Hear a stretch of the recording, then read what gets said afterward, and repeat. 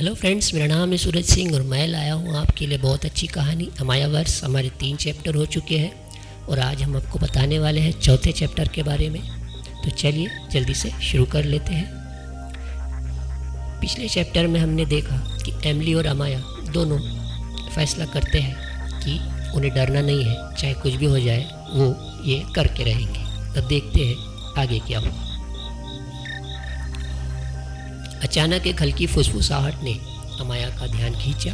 वह पीछे मुड़ी तो उसने देखा कि धुएं में छायादार परछाई का एक समूह उभर रहा है। भयभीत होकर उसने उनसे आगे निकलने की कोशिश की, लेकिन वे उसके लिए बहुत तेज थे। जैसे ही वे उसके करीब आए, अमाया के पैरों के नीचे की ज़मीन जोर से हिलने लगी। उसने ऊपर देखा और देखा कि पूरा चांद आकाश में चमकता हुआ बहुत ही तेजी से चमक रहा है। एक आसमान को चीर देने वाली आवाज़ उसके होठों से निकल गई, क्योंकि उसने महसूस किया कि उसका शरीर अंदर की ओर खींचा जा रहा था और दर्दनाक दर्द में बदल रहा था।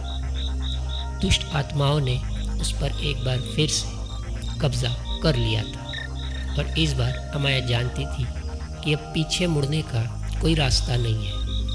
वह दूसरों के लिए ही नहीं बल्कि खुद के लिए भी खतरनाक हो गई थी।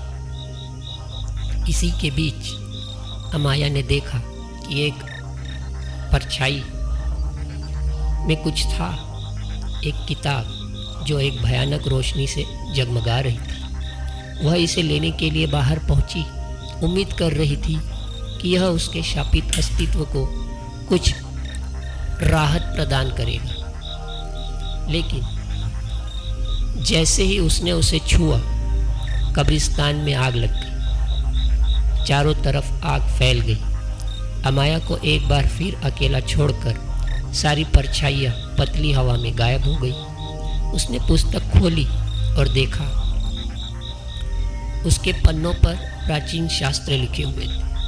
उन्होंने एक भयानक सच्चाई का खुलासा किया, जिससे अमाया का खून ठंडा हो गया और वो बर्फ की तरह जम गई। अमाया ने अनजाने में शैतान के साथ एक समझौता कर लिया था। उसने उसे अपनी शक्तियों से श्राप दिया था, क्योंकि वह इस बात से बहुत खुश था कि वह हर दिन अमाया के शरीर पर कब्जा कर लेता है और बुरी आत्माओं के साथ अमाया के शरीर का इस्तेमाल लोगों को मारने और उनका खून बहा के अपनी शक्तियों को बढ़ाता है। अब शैतान के इरादे और मजबूत हो चुके थे।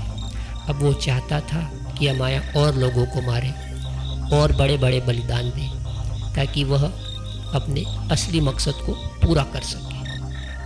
अमाया जानती थी कि इस अभिशाप से तब तक नहीं बचा जा सकता जब तक कि वह इसे पूरी तरह से मुक्त होने या शैतान की मांगों को पूरा करने का कोई रास्ता नहीं खोज लेती। रात बहुत हो चुकी थी और सर्द हवा बह रही थी।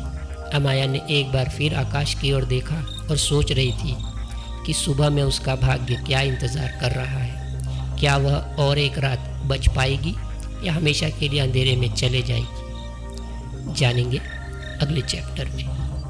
कहानी पसंद आ रही हो तो आप हमारे चैनल को सब्सक्राइब करके हमें अपना सपोर्ट दे सकते हैं और अपना सुझाव और विचार कमेंट के जरिए हमें बता सकते हैं। तो मिलते हैं आपसे अगले चैप्टर में।